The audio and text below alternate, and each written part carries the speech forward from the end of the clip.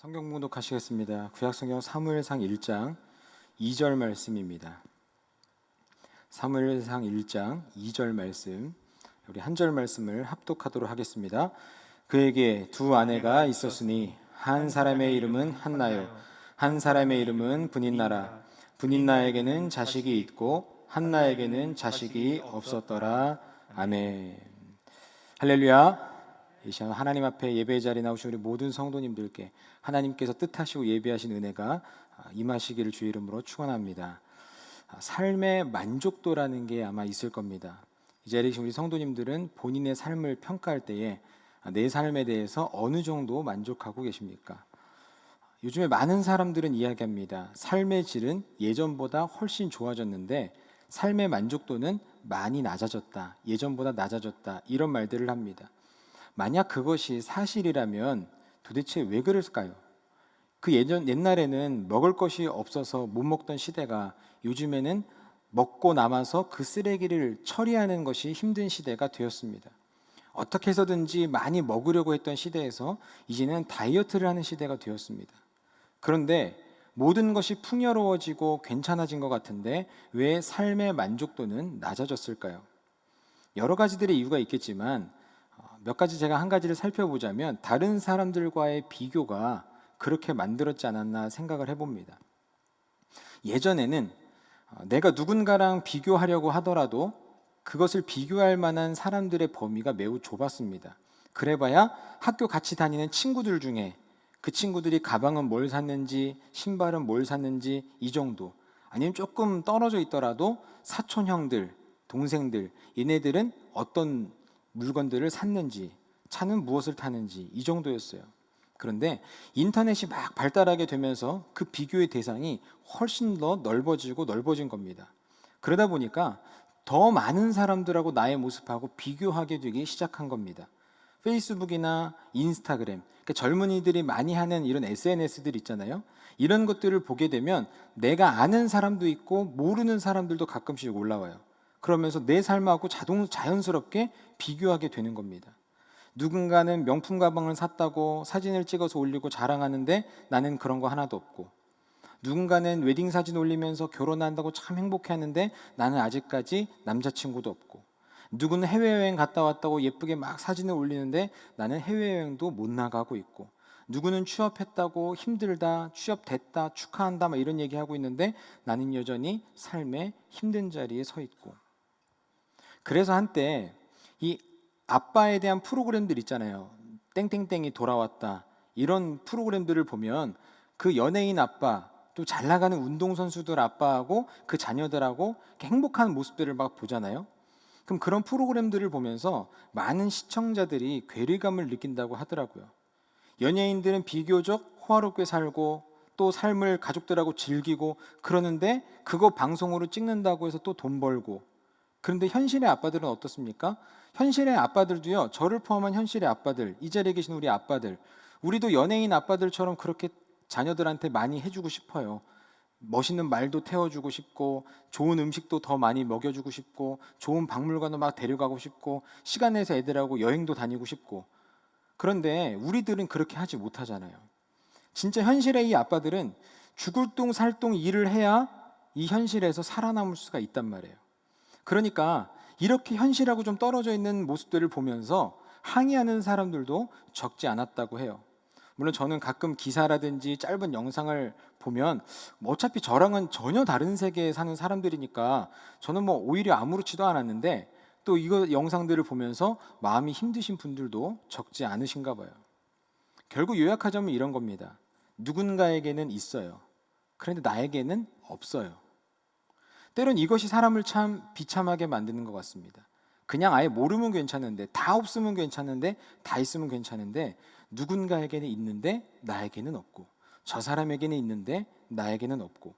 혹 이 자리에 계신 우리 성도님들 가운데서도 이런 일들로 인해서 삶의 어려움을 겪거나 스스로가 참 비참하게 느껴졌던 적이 있으십니까? 오늘 본문에도 이러한 비교로 인해서 큰 아픔을 갖고 있는 한 여인에 대한 이야기가 기록되어져 있습니다. 오늘 성경 말씀 2절의 말씀 다시 한번 우리가 읽어보도록 하겠습니다. 함께 읽겠습니다. 그에게 두 아내가 있었으니 한 사람의 이름은 한나요 한 사람의 이름은 브닛나라. 브닛나에게는 자식이 있고 한나에게는 자식이 없었더라. 아멘. 이 문장이 별 의미 없는 문장처럼 느껴질 수 있어요. 아, 한나에게는 아이가 없었지, 이렇게 생각하실 수 있는 문장이지만, 이 짧은 그리고 이 안에 있는 두 문장은요, 여러 가지 이 여인에 대한 상황들을 우리들에게 알려주고 있어요. 먼저 앞선 문장에서는 어떤 여인의 이름이 먼저 나옵니까? 한나가 먼저 나오고 그 다음에 브닛나의 이름이 나와요. 그런데 그 다음에 이어지는 문장을 보면 브닛나가 먼저 나오고 그 다음에 한나가 나옵니다. 이것은 우연이 된 게 아니에요. 앞선 문장에서 한나의 이름이 먼저 기록된 이유는 이 여인이 이 엘가나라는 사람의 정부인이기 때문에 그렇습니다. 그러니까 이 엘가나라는 사람의 정부인은 한나고 그 다음이 브닛나가 되는 거죠. 그래서 한나의 이름이 먼저 나오고 브닛나의 이름은 그 다음에 나옵니다. 그런데 그 다음 문장에서 순서가 완전히 역전돼 버립니다. 브닛나가 먼저 나오고 그 다음에 한나가 나와요. 그 이유가 뭐예요? 브닛나에게는 자식이 있고 한나에게는 자식이 없어서 그래요. 브닛나에게는 있는데 한나에게는 없어요. 그래서 순서가 완전히 역전돼 버립니다. 우리나라도 뭐 지금보다 예전에 그랬지만 당시 이스라엘도 마찬가지였습니다. 아니, 우리 때보다 더 했겠죠. 결혼을 했음에도 불구하고 자녀를 낳지 못한다, 아들을 낳지 못한다, 이것은 한나의 책임하고는 전혀 상관이 없는데도 불구하고 이 여인에게 결격 사유가 되는 거예요. 더군다나 이 이스라엘 백성들에게 있어서 이 자식이라는 것은 하나님이 주신 기업이잖아요. 자녀를 갖지 못했다는 것은 하나님께서 태의 문을 열지 않으셨기 때문에 그런 인식이 있는 거잖아요. 그러니까 이 오늘 본문에 기록된 한나라는 이 여인은 스스로가 자녀가 없음으로 인해서 자존감이 낮아졌을 뿐만 아니라 주위의 시선으로부터도 여전히 고통받고 있었고요. 특히 나는 하나님께로부터 저주받은 사람이야, 나는 하나님께로부터 버림받은 사람이야, 이러한 인식들을 통해서 이루 말할 수 없는 고통 속에 하루하루를 지내고 있었을 겁니다. 우리가 다른 성경에도 보면 아브라함의 아내 사라와 하갈도 마찬가지잖아요. 사라는 자녀가 없었고 오히려 그녀의 종이었던 하갈이 아브라함의 자녀를 낳게 되니까 오히려 순위가 역전되어서 하갈이 사라를 무시하고 모욕했던 내용들, 이 부분도 창세기에 잘 기록이 되어져 있죠. 오늘 본문에 있는 이 한나, 이 여인의 상황도 크게 다르지 않았을 겁니다. 참 힘든 하루하루를 보내고 있었을 거예요. 성경을 전반적으로 보건대 남편 엘가나가 자신을 더 사랑해주고 아껴준다 할지라도 이 여인은 참 그 하루하루가 고통스럽고 힘든 나날들이었을 겁니다. 이런 상황 속에서 이 엘가나와 그의 가족들은 매년마다 하나님께 제사를 드리기 위해서 여호와의 집에 나아가게 됩니다. 3절 전반부에 보면 이렇게 기록하고 있습니다. 이 사람이 매년 자기 성읍에서 나와서 실로에 올라가서 만군의 여호와께 예배하며 제사를 드렸는데, 자, 근데 또 7절의 말씀을 볼게요. 7절 전반부에 보면 이렇게 기록합니다. 매년 한나가 여호와의 집에 올라갈 때마다. 좀 전에 우리가 읽었던 3절과 7절 동일한 단어가 반복이 되죠. 매년이라는 단어가 반복이 돼요. 이 당시에 이 엘가나는 하나님 앞에 신실한 사람으로서 매년마다 하나님 앞에 온 가족을 데리고 하나님 앞에 올라가서 제사를 드리는 그런 참 신실한 사람이었는데, 매년마다 올라가는데 3절에도 매년 엘가나가 나오고요, 7절에 보니까 한나가 나옵니다. 똑같은 매년이라는 우리나라 말로 보면 같은 단어로 번역이 되어졌는데, 이 히브리어 원어를 보게 되면요, 각기 다른 단어를 사용하고 있어요. 각기 다른 단어를 사용함을 통하여서 똑같이 매년마다 다가오는 제사이지만 서로가 갖게 되는, 그러니까 엘가나가 맞이하는 매년마다 다가오는 제사와 한나가 맞이하고 있는 매년마다 다가오는 제사가 서로 그 느낌이 달랐다는 것을 우리들에게 암시해주고 있는 거예요. 엘가나는 온전한 신앙을 가진 사람으로서 매년 하나님 앞에 드리는 그 제사가 기쁨의 제사였을 거예요. 감사의 제사였을 겁니다. 온전히 예배하는 제사였을 것이고요, 아마 하나님의 위로도 받는 그런 제사였을지 몰라요. 그런데 매년 똑같이 찾아오는 그 시간이 반대로 이 한나라는 여인에게는 굴욕의 시간이었고 고통의 시간이었을 겁니다. 왜냐하면 7절 하반절에 보면 이렇게 기록이 되어 있는데요. 여호와의 집을 올라갈 때마다 그 다른 여인 누구요? 분인나가 자신을 격분시켰기 때문에 그래요. 자녀가 없음으로 인해서. 엘가나라는 이 사람은 자녀를 낳지 못했던 이 여인 한나를 더 아끼고 사랑하고 재물도 더 줬는데, 그게 또 분인나의 입장에서 보면 얼마나 또 꼴보기가 싫었겠어요. 저 여자는 자녀도 못 낳았고 자식도 없는데 하나님께 저주받은 사람인데 왜 나보다 더 재물을 더 많이 가져가? 얼마나 또 꼴보기 싫었을까요? 그러니까 그만큼 또 한나라는 여인을 괴롭혔을 거예요. 이러니 이 엘가나가 느끼고 있는 매년마다 드리는 여호와의 제사와 한나라는 여인이 생각하고 있는 매년 하나님께 드리는 제사, 이것이 어떻게 느낌이 같을 수가 있겠습니까? 마치 이런 겁니다. 이제 다음 주면 우리나라의 큰 명절인 추석이 다가오잖아요. 이 추석이 다가오게 되면 민족의 대이동이라고 할 만큼 많은 사람들이 부모님을 찾아뵙고 고향을 방문하는 참 좋은 날입니다. 그런데 저에게는 이런 기억이 있어요. 제 친가, 그러니까 제 친할아버지, 할머니 사시던 곳이 저기 경남 밀양 아시죠? 경남 밀양이거든요. 제 본적이 경남 밀양인데, 그때 제가 중고등학생 때, 초등학생 때 이렇게 어렸을 때, 그때 온 가족이 함께 이 시골을 내려가게 되면 저는 그래도 오랜만에 사촌 형들도 만나고 큰아버지, 작은아버지 또 만나고, 또 만나면 그냥 안 돌려보내잖아요. 용돈도 쥐어주시고, 또 명절 기간 동안에는 뭘 안 해도 돼요? 공부도 안 해도 돼요. 그리고 꼭 내려가면 우리 할머니께서 식혜를 그렇게 맛있게 해놓으셨어요. 그럼 식혜 그냥 2박 3일 내내 식혜 먹고 라면 부셔 먹고 뭘 해도 아무도 저를 터치하지 않아요. 사촌 형들은 참 행복한 시간, 재밌는 시간을 보내다가 올라옵니다. 뿐만 아니라 저희 아버지도 마찬가지겠죠. 오랜만에, 그래도 1년에 한 2번 정도씩이니까 오랜만에 사랑하는 부모님도 뵙고, 보고 싶었던 형제들도 만나고 이야기도 나누고, 이렇게 하니까 얼마나 좋으셨겠어요. 명절이 아마 기다려졌을 겁니다. 그런데 그 명절을 명절답지 못하게 지내셨던 분이 한 사람 있을 겁니다. 누굴까요? 아마 여성분들은 더 빨리 캐치하셨을 것 같은데 제 어머니입니다. 당시에는 할아버지 할머니께서 예수님을 영접하지 않으신 상태인데다가 더군다나 저희 할아버지 댁이 큰 집이기 때문에 추석이 되면 이곳 저곳에서 작은 할아버지의 그 할아버지의 자녀들까지 수많은 사람들이 저희 할아버지 댁에 와서 제사를 드려요. 물론 나중에 은혜롭게도 하나님께서 우리 할아버지 할머니를 부르셔가지고 예수님을 믿고 또 돌아가셨지만, 그때 당시에는요, 저희 할아버지 할머니 때 거기는 밀양은 제사를 드리는 곳이었어요. 근데 저희 어머니는요, 그리스도이지만, 아니 오히려 그리스도인이기 때문에 더 열심히 일하셨던 기억이 납니다. 나중에 어머니께서도 그러셨어요. 아니 엄마, 아무리 그래도 제사상을 만드는 건데, 그 음식 만드는 건데 좀 그렇지 않아요? 이렇게 물어보면 오히려 그렇지 않다고 말씀하시면서 예수 믿는 사람이기 때문에 더 열심히, 그래서 작은 어머니들보다 더 새벽에 일찍 일어나셔서 미리 음식을 준비하시고, 다른 작은 어머니들보다 더 늦게까지 음식을 정리하고 마지막까지 정리하셨던 그런 모습들이 제 기억 속에 납니다. 물론 저희 가정은 제사상에 당연히 절을 하지 않고 조용히 뒤에서 그 앞에 있는 할아버지 할머니들을 위해서 저희가 기도했었죠. 그래서 그런지 이후에 제가 어른이 돼서 결혼을 하고 나서 명절 때마다 저희가 내려가면 저희 어머니는 음식을 미리 다 준비를 해놓으시더라고요.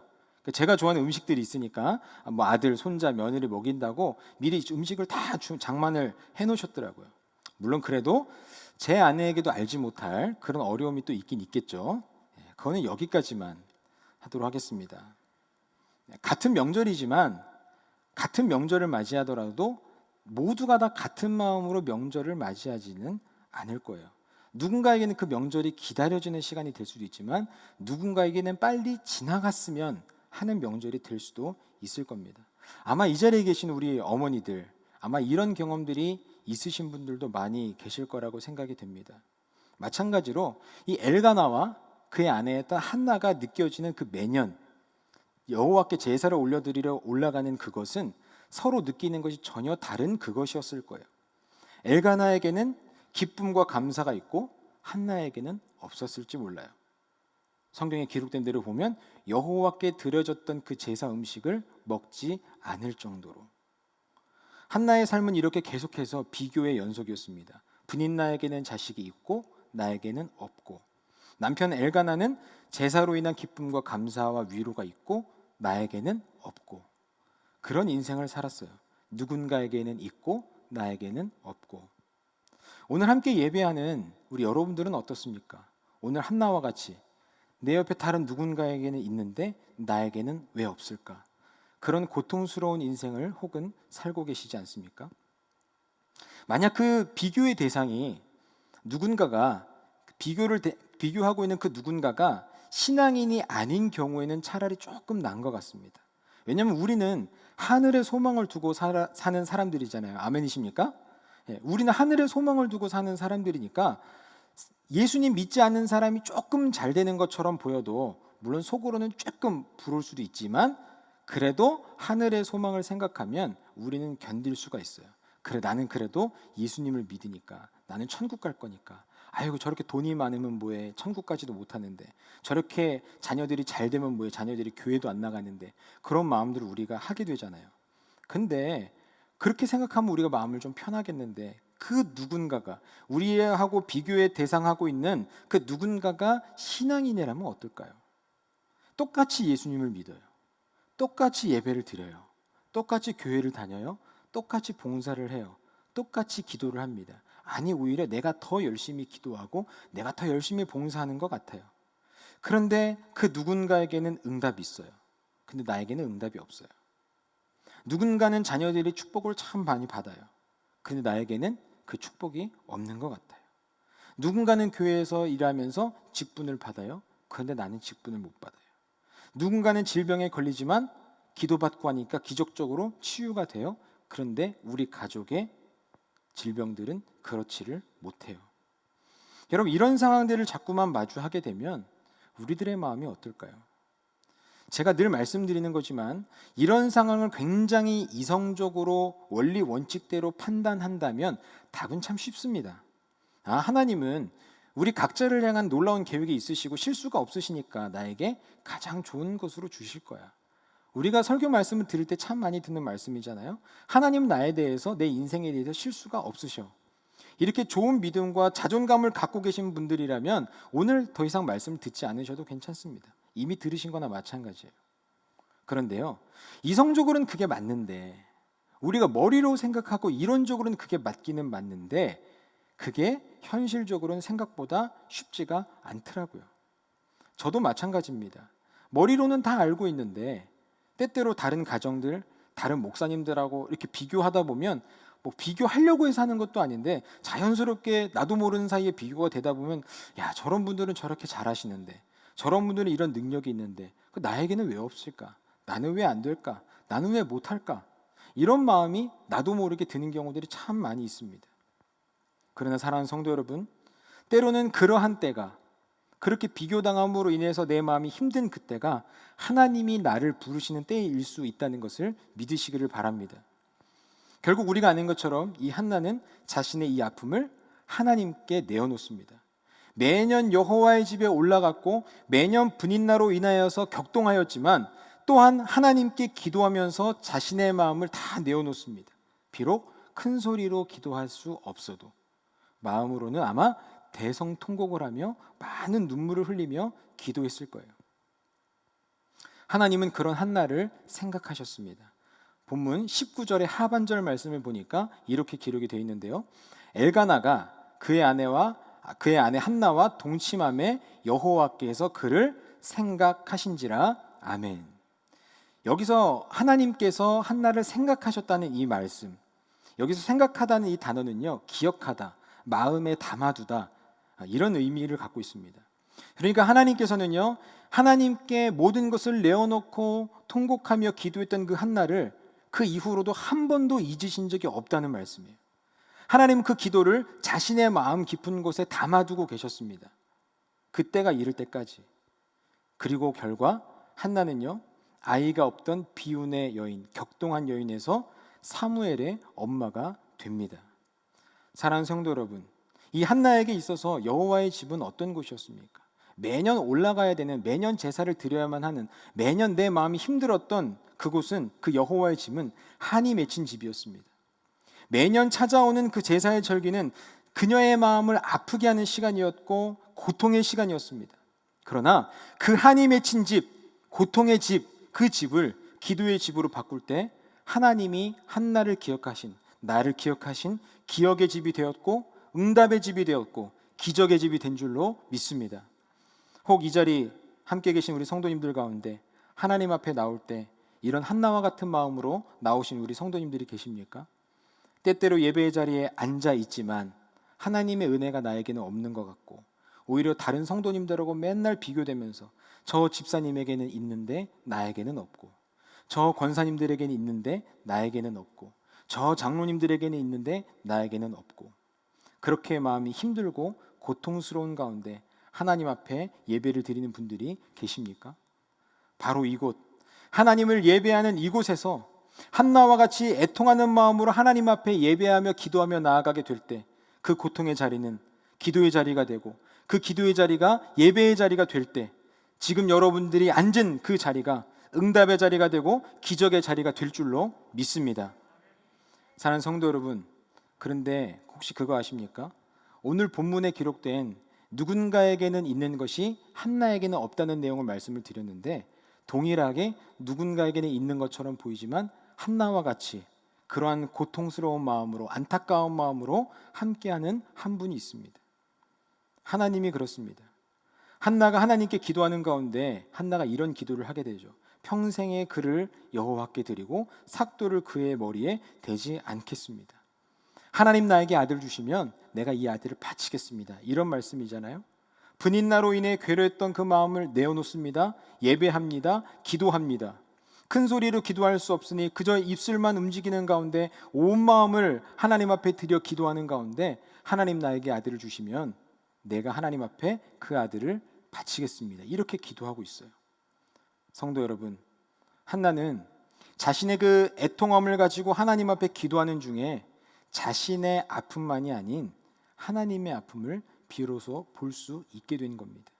그저 없는 것을 따내기 위해서, 그저 갖지 않았던 것을 따내기 위해서 하나님 앞에 이렇게 무작정 내지르는 것이 아니라 분인나에게는 있고 나에게는 없었던 그 고통 가운데 기도할 때 나에게도 없지만 하나님께도 없는, 하나님도 가지지 못한, 그래서 마음 아파하시는 그 하나님을 비로소 바라볼 수 있게 된 것입니다. 여러분, 하나님께는 무엇이 없습니까?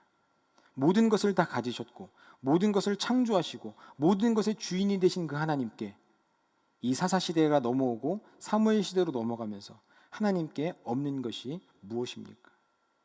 하나님의 마음을 알아줄 한 사람, 그 한 사람이 하나님께는 없었던 겁니다. 한나는 하나님 앞에 기도하면서 그것을 깨달은 거예요. 나에게는 자식이 없어. 분인나에게는 있고 나에게는 없고. 근데 기도하는 가운데 하나님의 마음을 느끼면서 무엇을 깨달은 거예요? 하나님에게도 없어. 누가 없어요? 하나님의 마음을 알아줄 그 한 사람, 그 한 사람. 하나님의 일을 맡길 만한 그 믿을 만한 한 사람, 그 사람이 하나님도 없으시구나. 하나님도 그런 마음, 아픈 마음을 가지고 계시는구나. 그런 마음을 가지고 하나님을 바라보게 된 겁니다. 그래서 그토록 원하는 그 아들을 구하면서도 그 아들을 주시면 내가 하나님께 감히 드리겠습니다. 이렇게 서원의 도구가, 기도가 될 수 있었던 겁니다. 그렇게 해서 결국 한나가 아들을 낳았죠.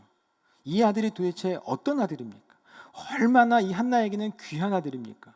분인나에게 자신 있게 이야기할 수 있는, 더 많은 분깃을 달라고, 재물을 달라고 말할 수 있는, 자신 있게 떵떵거릴 수 있는 그런 보증수표된 아들 아닙니까?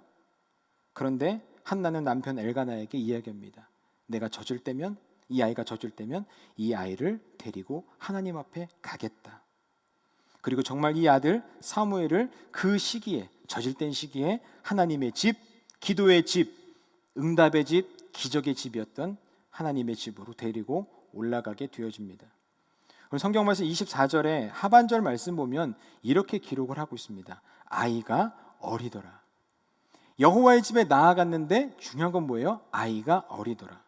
여러분, 이 아이가 어리다는 것은 사무엘이 어렸을 때부터 여호와의 집에 있었구나, 이것을 알려주는 말이기도 합니다. 그런데 제게는요, 이 말씀이 어떻게 들리게 되냐면 하나님을 향한 한나의 마음, 그 결단을 보여준 말이라는 생각이 더 들더라고요.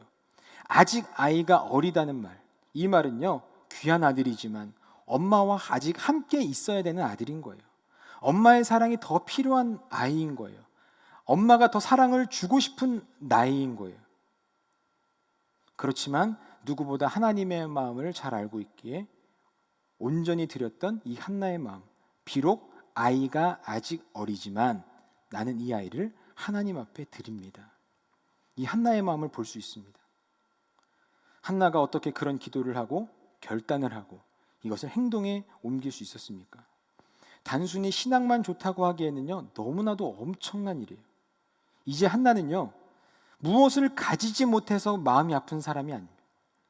누구에게는 있는데 나에게는 없으니까, 누군가는 가졌는데 나는 가지지 못했으니까, 이것으로 인해서 내가 마음이 아프기보다 그 아픈 마음 가운데 그 마음과 동일하게 더 아파하시는 하나님의 마음을 온전히 알았기 때문에 한나는 이와 같은 엄청난 일을 행할 수가 있었던 겁니다. 사랑하는 성도 여러분, 이 자리에 계신 우리 성도님들은 어떤 기도의 제목을 갖고 오셨습니까? 벌써 일주일의 반이 지났죠. 지난 3일간 여러분 세상을 살아가면서 얼마나 치열하게 사셨습니까? 혹 그렇게 치열하게 사는 가운데 어떤 아픔을 가지고 계십니까? 비교됨을 통해서, 혹은 때론 나 스스로가 다른 사람하고 비교함을 통해서 어떤 애통함을 갖고 계십니까? 혹은 아주 오랜 기간 동안 해결되지 않는 문제로 인해서 고통 가운데 지내는 분들이 계십니까? 계속해서 절망으로, 좌절로 스스로를 비참한 곳으로 내려가기보다 은혜의 보좌 앞으로 올라오시기를 축원합니다. 이곳은 절망의 집, 좌절의 집, 애통의 집이 결코 아닙니다. 이곳은 기도의 집이며 응답의 집이고 기적의 집인 줄로 믿습니다. 하나님께서 우리의 기도를 들으시고 우리의 기도를 기억하실 뿐만 아니라 우리의 고통을 찬양으로 바꾸어 주실 줄로 믿습니다. 그리고 더 나아가 이 시대를 바라보면서, 이 시대를 계속해서 바라보며 마음 아파하시는 그 하나님의 마음을 우리가 알기를 원합니다.